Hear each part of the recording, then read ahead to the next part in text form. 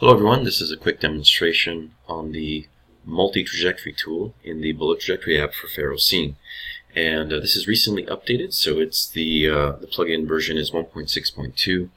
And what we're going to do very quickly is just show you how you can make a trajectory. You see this one comes, it hits the wall, and we've sort of made a fictitious thing where it bounces off and goes in this direction.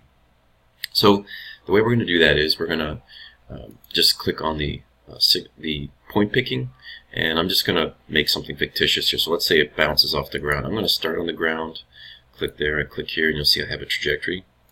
And what I'm going to do is I'm going to lift it up a bit at the start so it bounces off of the ground, something like this.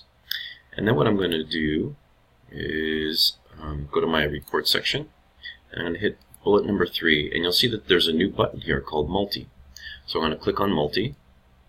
Okay, now the next spot, you see the little arrow starts at the beginning of the first one, and you can change this. You can go to different directions, and I'm going to turn this sideways, and I'll say that it came from somewhere around here, and hit OK. Okay, so I've got an additional one that's connected to the first one, and all I need to do is raise the back end here. So I'm just going to, let's see, I'm going to raise it up a bit like this, and you'll see that I have now created a ricochet off of the ground. So it comes down and then goes up, and you have full control over these, so you can change their colors, you can change their sizes, and everything else as usual with the bullet trajectory app.